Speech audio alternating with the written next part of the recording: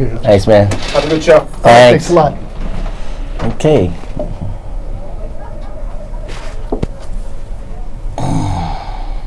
This thing on.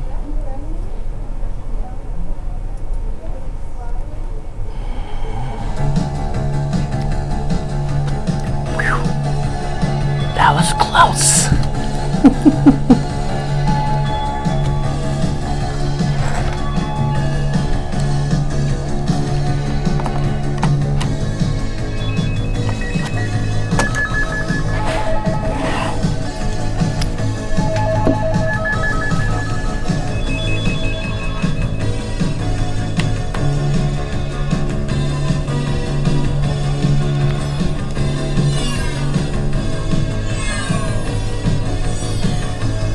That's the one there.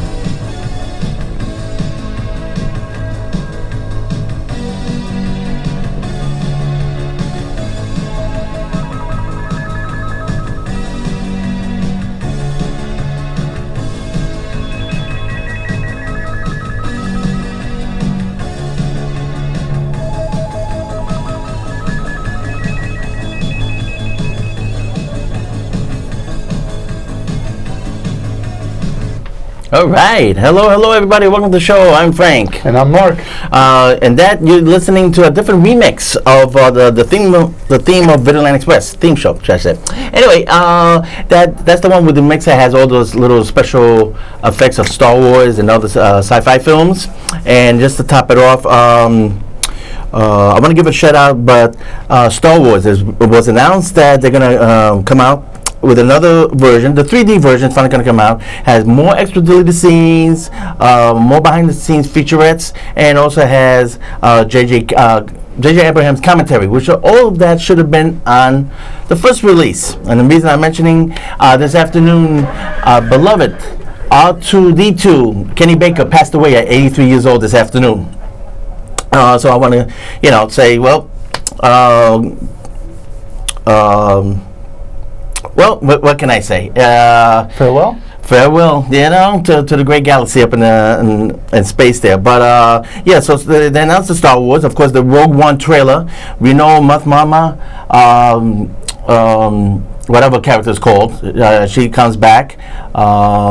Jimmy Smith supposedly has a cameo. In the trailer, you see Darth Vader. Yes. Remind me, the heat really got to me. I can't believe we're doing the show. We're celebrating 26 years on the air, and I can't believe we're up here doing the show, considering the heat. But the show must go on. Yes, we are celebrating 26 years, and I just want to get that. Congratulations. Yes, thank you. And on top of that, Trek Nation. Okay, if you go to Blog Talk Radio, which is on our Blog Talk about blog radio page,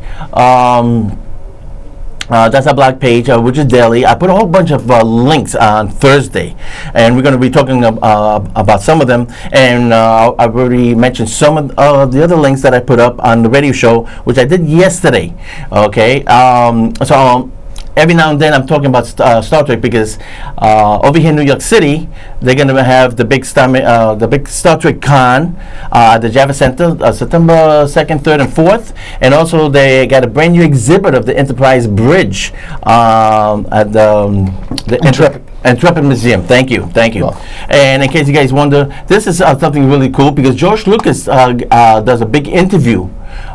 Trek Nation was done by his son.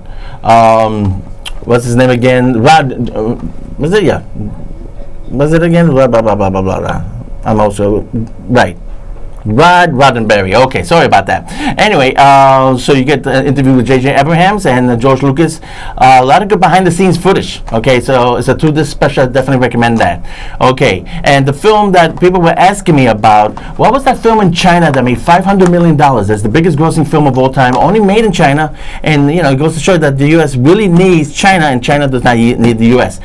Stephen Chow, the director of Kung Fu, so this is you can get it at the public library, for crying out loud. This is called The Mermaid. That's like the biggest grossing film. It costs next to nothing to make. Wow. It made over $500 million. So this is the cover. You can get it on Amazon. I believe Netflix is showing it, but I picked it up right off the library shelf. Okay. Wow. Yeah. Netflix, huh? Yeah. So when did it come out? It came out a couple weeks ago. I didn't even realize. No. It came out. Yeah, It's on DVD already? it's on DVD and Blu-ray, and this was sitting on the library shelf. Okay. Whoa. Yeah. So actually, both of these. You'd be surprised. Support your local library. I get a lot of hidden gems. Yep. You support it while it's still around, especially not in New York, because in New York it seems like they're giving away all these public libraries to the developers so they can build their hotels. Well, you know what they're saying. The internet is killing it. And yes, I still haven't seen Gogeta, the new Gogeta. Like I said, I'm going to do my Godzilla specials on Block Talk Radio. The widget, it can be found on our Black site. Okay, so let's get right to it. The box office. Okay, let me put on my shades here. How you guys doing out there with the heat? I'm fried, man. I should have been out there so early. But anyway, real quick, the Sausages, I'm going to take over the number 1 spot over Suicide Squad. Believe it or not. Right now, it's leading the box office about almost $1 million. Now, maybe Sausage is opening up really quick. That's a Seth Rogen animation comedy, okay? But the whole point is Squad's supposed to be leading a lot more at number 1, at least $10 to $20 million leading. Already they're talking about a 67% drop, and a Sausage movie only cost $20 million to make, and it's going to clear 35, and then wait till it gets released overseas. Okay, the point is like Deadpool, a movie that only cost $70 million and made $700 million, and Batman vs Superman cost, they're hiding the figures, supposedly of $300-400 million. It made $900 million, but everybody knows 2 icons should have cleared $1 billion, and that's so. Suicide Squad is doing huge though. It's already made over $370 million worldwide. So it looks like they might be making their money. Even though one source from Warner Brothers told Variety magazine it needs to make $800 million to break even. That's because they're pushing so much money in the marketing. They said they only spent about $100 million.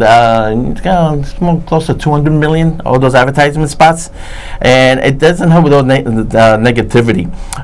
Okay, let's go back to box office real quick. Peace Dragons coming in number 3. Jason Bourne, it's barely going to make under $50 million. That means hopefully we won't get a sequel. It's doing okay overseas. Bad Moms, which I saw, I got dragged to that. Not funny. You saw the trailer, you saw the movie. 1 out of 5, only because I like the actresses.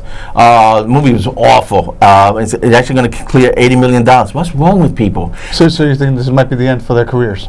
No, they're all going to go into different projects. Somebody just decided to get all females together for box office input. We're going to, if we have time later in the show, we're going to be talking about that. I do mention that on the show real quick. Here's another angle for Hollywood, trying to come up with brainless ideas of taking all these movies and rebooting them with females. Okay, real quick. Dirty Rotten Scandals with Rebel Wilson. Is a Martin, Steve Martin and Michael Caine. Excellent comedy if you get a chance to see it. Rocketeer, a female version. Don't ask. Ocean 11. Female version. A female version with Rihanna and Sandra Bullock. Why? No, yeah, nobody was asking for the first. The remake of Ocean's 11. Look back on the one with George Clooney, Brad Pitt, Matt Damon. Yes. They're not good movies. No, they're not. They're not. So they did well. I heard they did high numbers, but these movies weren't that great. Why? Because they got all the hunks in one movie, so the females went to see it. God. They get all these cutie pies, and they figured to get to see it. Or woman power. That's why Bad Moms made so much money. Okay, I got no problem with the females. They're all talented, but the subjects themselves, they're poor. Yes. And then on top of that, Splash. With Magic Mike being the mermaid or merman. Merman, thank you. I get tongue-tied. I think that's going to be impossible because the thing that really brought that movie together was a comedian like John Candy and Tom Hanks. When Tom Hanks and John Candy were at their height, and so was Ron Howard. Right. Now, trying to find a Ron Howard is kind of difficult. Yeah, I mean, for me, it's an angle. I mean, I explained it in the show. I won't get into too much. But they filmed it. I was working in Wall Street at the time, back in the early 1980s. That's when they made the film. And I got a chance to shake hands with Tom Hanks. Really nice guy. Nice. It was a chase scene.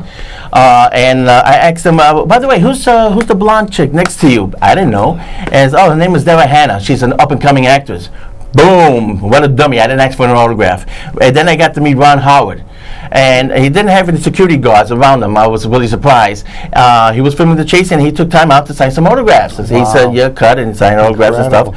And I had like a piece of paper. I don't want to say because in case I meet Ron Howard, he'll probably remember this because he really bugged out the way I went up to him and presented this piece of paper and said, "Did you mind signing this?" And the guy said, "You sure you want him to sign that piece of paper?" It was a certain document. I don't want to say what it is.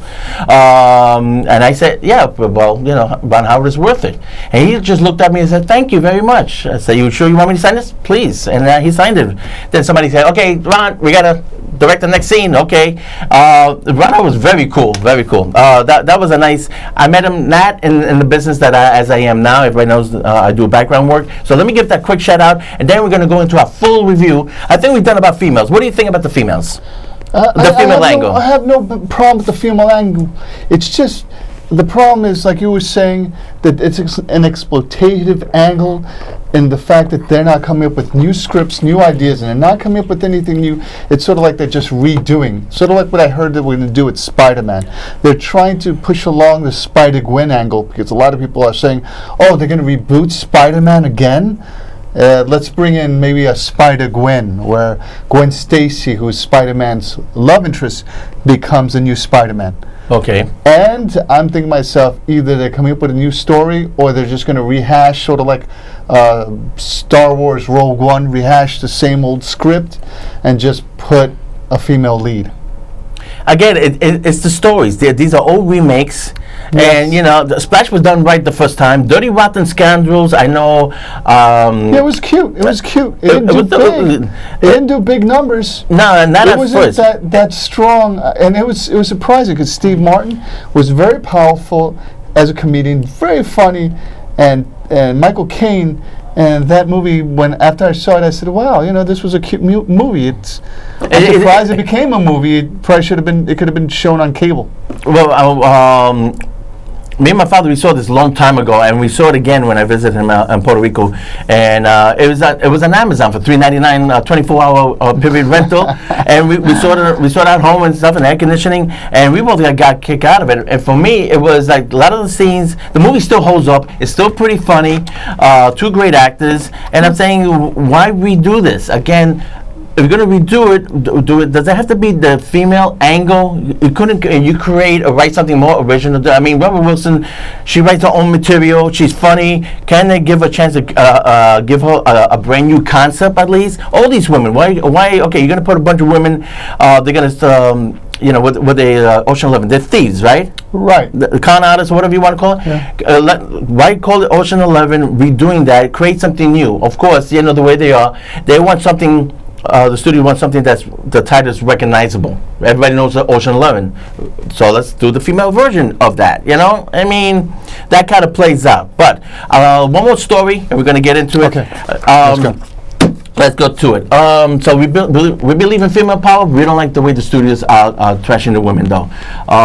You know, all great talent, and they're being wasted. Okay, actually, everybody's being wasted. That's why all the great talent is going to cable. Now that I'm working as a background actor, we're working a lot of TV shows I even hear of, and these shows are doing huge in ratings on Netflix and Amazon and Hulu. Okay, but anyway, a quick shout out.